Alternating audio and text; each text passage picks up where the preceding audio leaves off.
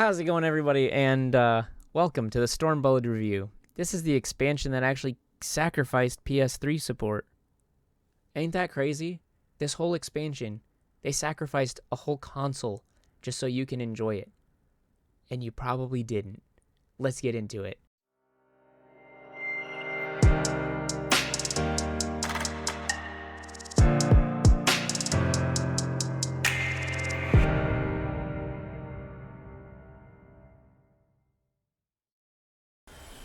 Alright, so I was totally kidding about you didn't enjoy it. It's just, it had a lot of shortcomings that was only because they came after such an epic expansion that was Heavensward. So let's get right into why Stormblood was amazing. Let's start off with that. So, they got beautiful, refreshing landscapes from the mind-blowing architecture from Kugani to the Ruby Sea, which has some amazing water exploration, which I know you're going to be like, water exploration? Really? That's the best you can come up with? Hold up. Sit back down. I got you on this, okay?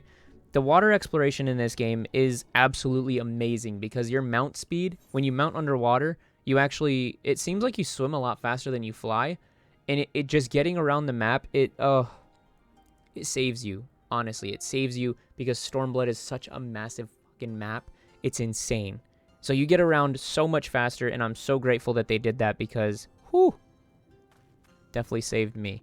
Now, with all that, the Ruby Sea was definitely a fun one because you swim with the Ninja Turtles and you do quests for them and you help them out like your Master Splinter. So enjoy that. Have some fun. And after that, you get into the Azim Steppes, which is just stunning. With one massive cereal bowl in the middle of the map, how can you not like it? It's just a bowl of happiness with the Sun Warriors and then the Dotharl in one corner. And then you have Lord Hien's group in another corner and they all hate each other. But they all protect each other. So, beautiful. You get lodged right in the middle of that conflict because they're like, hey, I think it's time we all battle for it again. And, yeah, you get caught up in the mole. That was one of my last videos. And you get to fight within that whole Nadam fight scene. So you get to, you get delved into another conflict that I found fun. I don't know about everyone else, but I thought it was pretty cool that they included you in it. And, I mean, of course, you're the freaking hero, so, yeah, I mean, it's pretty freaking fun. So anyway, with all that, they also have Yanxia, which is a beautiful place that has so much fog. You'd think that there's something scary about to happen, but it's not. That's just the Garlean Empire past that wall. So yeah, Yanxia, you get to see this beautiful landscape that's just plagued by the Garlean Empire with the massive, disgusting wall just ruining the landscape because you can't go past it, and you just gotta wait until you get quests in, so you can go past that wall and get the damn other orbs that let you fly in the area. So thank you, Square Enix. That was fun. And, I guess passing that, besides the inspiring music from Kugani all the way down to Yanxia that I absolutely enjoyed, and yes, I blasted that while trying to scream some lyrics that did not exist for that song. Amazing. Loved it. So inspiring. Now, the biggest thing that people have an issue with is the villains compared from Stormblood to Heavensward. Now, villains in Stormblood, the thing about that is they're all humans, so obviously it doesn't seem as dire as a dragon, you know? You had Nidhogg in the last one trying to destroy humanity. He's a badass dragon.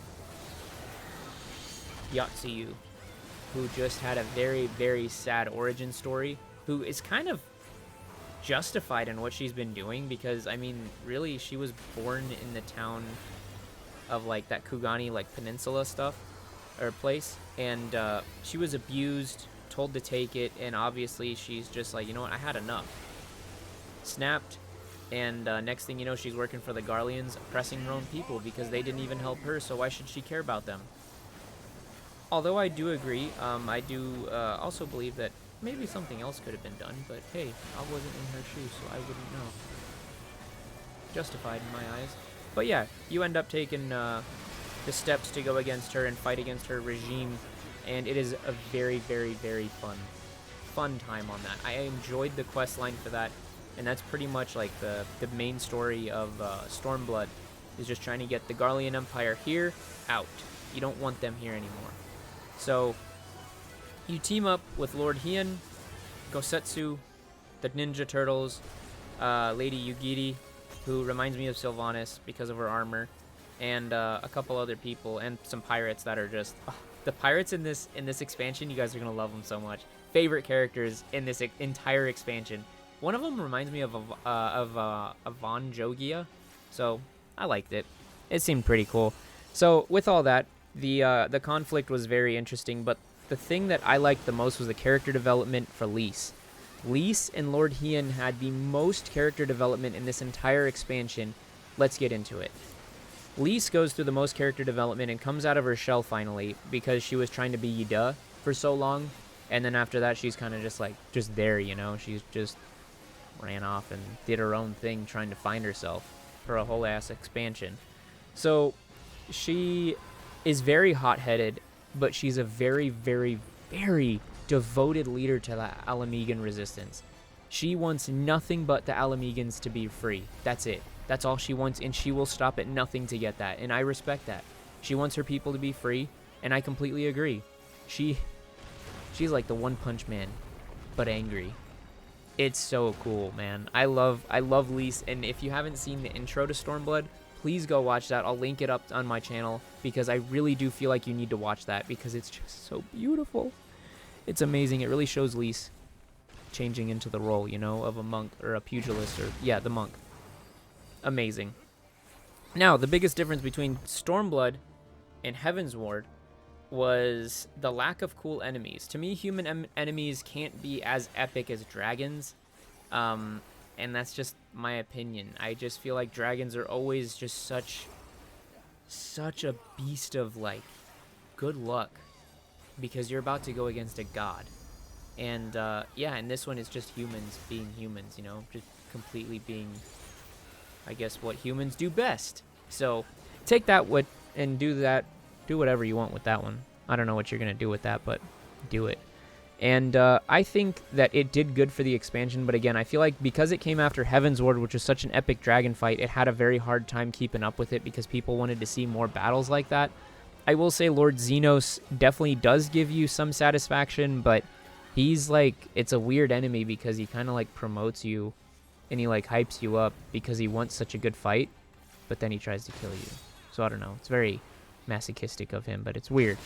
Stormblood brought in two new classes, Red Mage and Samurai, which are so much fucking fun. Samurai has some dope-ass transmogs. I played it for a while. I just don't have any footage in the background because he's not high enough level to do Stormblood content yet. And Red Mage is just, it's a battle mage, really. You get a sword and magic, dual wield it, you just go in, F everyone up, and it's just amazing. So much fun. You feel like such a badass, too. There's so much mobility. Kind of reminds me of a Demon Hunter from WoW. So much fun. A lot of explosions like a black mage, and I would say maybe a ninja with the attacks, maybe. It's like Zoro, honestly, like a magical Zoro class. And anyway, Stormblood is a good expansion. It just had a rough time coming up after a massive dragon war with the most epic characters you've met thus far, like I was talking about. It had a killer time introducing you and really showing off the level design with the beautiful buildings, enemies, and the feeling of making a difference, which seems to be more noticeable in the expansion than Heavensward was. Because on this, you were liberating people, and you're actually seeing the benefits of liberating everyone, and just them being people. Like, they've gotten so fed up with the Garlean Empire, they just want the help, and you give that to them, and they're so grateful for it. And again, it's a lot of feels good, you know? It just feels good, man. Love it. Post-patch was a complete 180 from Stormblood itself, and had some very intense moments from Betrayal to full-on, what the hell is happening right now? Like, you literally fear for what's happening in the post-patch content, and I cannot wait for you to get there because it makes Stormblood worth every dialogue and every punch that Lys throws and doesn't even think about it. It's just, play it. Let me know what you think about Stormblood. Let me know what you think about the post-Stormblood content because I feel like that's where it truly shines. That's the Stormblood review, baby. Hope you guys enjoyed it. Have some fun in Stormblood. Make sure you enjoy the story. If not, then just skip through it. I mean, it's your playthrough. I'm not going to tell you how to do it. If you want to skip through it, go ahead. Just blast through it. Get to Shadowbringers because that is going to be a fun review. And I'm excited for that one. Stormblood was meh.